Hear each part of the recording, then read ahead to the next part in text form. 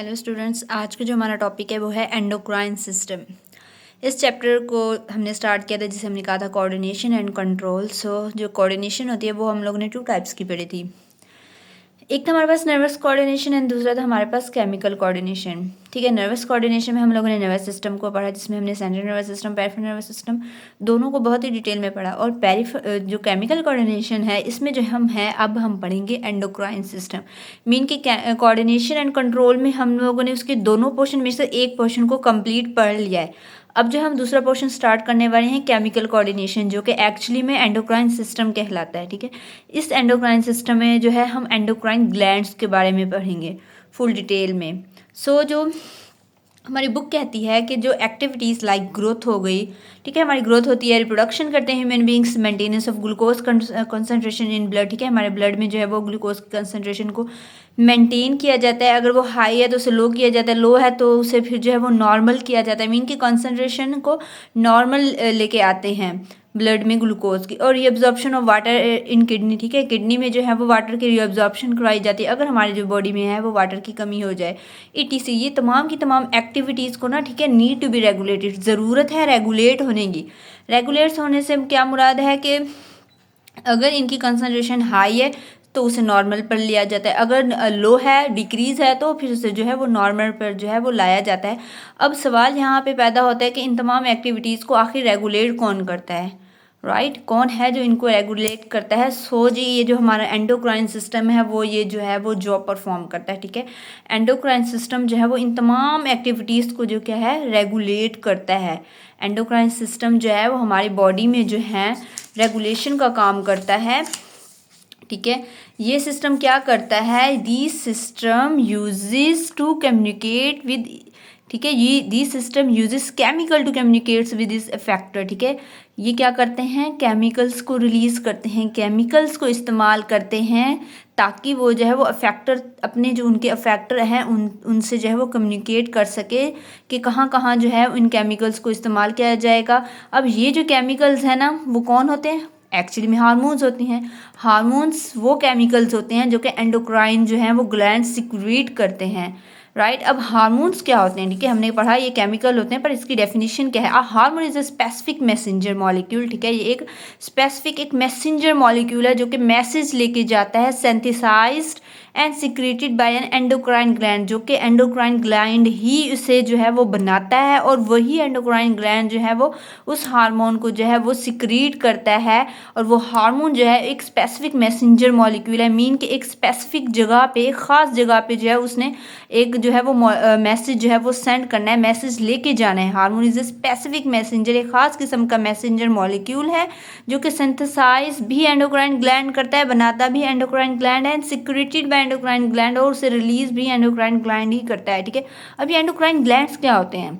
हम लोगों ने वैसे चैप्टर के स्टार्ट में पढ़ा था इसके बारे में। ठीक है, दीज ग्लैंड्स आर डक्टलेस। ठीक है, ये ग्लैंड्स क्या होते हैं? डक्टलेस होते हैं, इनकी कोई ट्यूब, कोई नाली जो है वो नहीं होती। मीन्स के ये जो है, अगर हम ये पढ़ें, ये ग्लैंड्स इस किस्म की होते हैं, ये डक्ट होती है कुछ ग्लैंड्स की, लेकिन एंडोक्राइन ग्लैंड्स में जो है वो कोई डक्ट नहीं होती।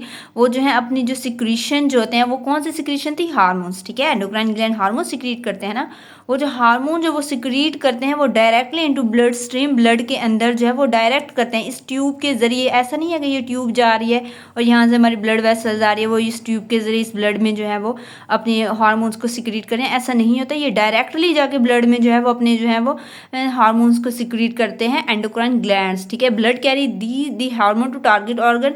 ठीक है, जैसे ही वो डायरेक्टली ब्लड में हार्मोन को सिक्रीट करें, वो ब्लड के जरिए जो है वो हार्मोन उन ऑर्गन, उन टिश्यू तक जाएगा जहाँ पे उसने जो है वो अपना रोल प्ले करना है, अपॉन विच दे एक्ट, जहाँ पे उसने जाके अपना जो है वो एक्ट परफॉर्म करना है। ठीक है, एंडोक्राइन ग्लैंड डक्टलेस होते हैं, ये जो अपने सिक्रीशंस होते हैं डायरेक्टली ब्लड स्ट्रीम में जो है वो रिलीज करते हैं। इसके अलावा ये जो ब्लड जो होते हैं वो उन हार्मोन्स को जो है वो टारगेट ऑर्गन या टिश्यू तक पहुंचाते हैं जहाँ पे उन्होंने काम करना है। अब एक्सोक्राइन ग्लैंड्स क्या होते हैं? ये जो ग्लैंड्स होते हैं इनकी डक्ट होती है। ठीक है, इनकी ट्यूब्स, छोटी छोटी ट्यूब्स से छोटी छोटी नालियाँ होती हैं फॉर रिलीजिंग देयर सिक्रीशन, और ताकि वो जो है वो इस सिक्रीशन के ज़रिए जो है, इन नालियों की ज़रिए जो है वो अपनी सिक्रीशन जो है वो ब्लड तक पहुंचाते हैं। जैसे कि हमारे डाइजेस्टिव ग्लैंड में हम लोगों ने पढ़ा था, और स्किन ग्लैंड्स है, स्किन में तो और भी ग्लैंड्स थे ना हमारे, जो है वो स्वेट ग्लैंड्स थे, सेबेशियस ग्लैंड्स थे, और भी थे। जो कि ऑयल सिक्रेटिंग ग्लैंड्स होते हैं।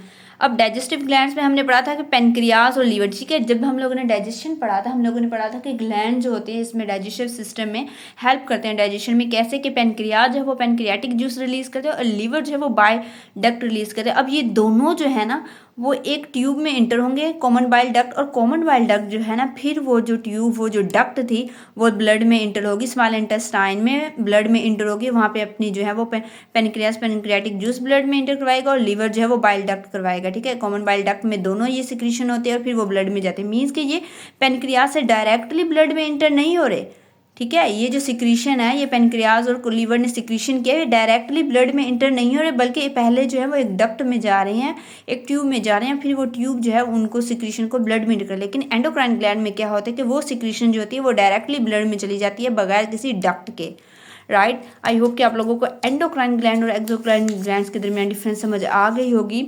इसके अलावा जो पेनक्रियाज है ना, ठीक है, हमने डाइजेशन में पढ़ा है पेनक्रियास ग्लैंड के बारे में कि ये जो है ना दोनों में अपना रोल प्ले करता है। ये एक्ट ऐसा एक्सोक्राइन ग्लैंड भी परफॉर्म कर रहा है और एक्ट ऐसा एंडोक्राइन ग्लैंड्स भी। कैसे कि एक्सोक्राइन ग्लैंड में अभी हमने पढ़ा कि ये पेनक्रियाटिक जूस रिलीज करते हैं जो कि डाइजेशन में हेल्प करते हैं। लेकिन एंडोक्राइन ग्लैंड में क्या होता है, इनके अंदर कुछ सेल्स होते हैं जो कि इंसुलिन और ग्लूकोकॉन जो है ये दोनों हार्मोन्स होते हैं जो कि जो हैं वो ब्लड में जाके ग्लूकोज की कंसनट्रेशन को रेगुलेट करते हैं। अगर इंसुलिन क्या करता है, अगर हमारे ब्लड में ग्लूकोज की कंसनट्रेशन हाई है तो उसको लो करता है, और अगर हमारे ब्लड में जो है वो ग्लूकोज की कंसनट्रेशन लो है तो ग्लूकोकॉन जाके उसको जो है वो नॉर्मल पे करता है। तो ये दोनों हार्मोन्स जो है वो रिलीज करते हैं पेनक्रियास। सो क्या हो रहा है यहाँ पे, डक्ट भी मीन्स के पेनक्रियाटिक जूस भी रिलीज हो रही है जो कि as a exocrine gland perform कर रहा है, ठीक है, डाइजेशन में हेल्प करता है। और एंडोक्राइन ग्लैंड के तौर पे इसके जो पेनक्रियास के अंदर कुछ सेल्स होते हैं जो कि हार्मोन्स रिलीज करते हैं, राइट।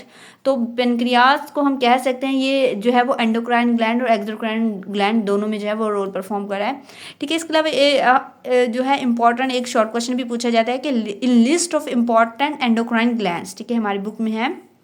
सबसे पहले पिट्यूटरी ग्लैंड।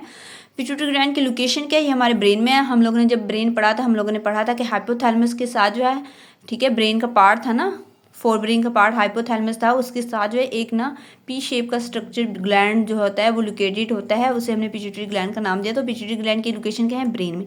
थायराइड ग्लैंड होता है, उसके बाद थायराइड ग्लैंड की लोकेशन क्या है, नेक रीजन में, ठीक है, हमारे नेक रीजन में ये ग्लैंड प्रेजेंट होता है। इसके अलावा पैराथायराइड थायराइड ग्लैंड होता है, ये बैग इन थायराइड ग्लैंड्स होते हैं, छोटे छोटे जो हैं वो 4 डॉट लाइक जो है वो स्ट्रक्चर होते हैं जो कि थायराइड ग्लैंड के बैक साइड पे होते हैं।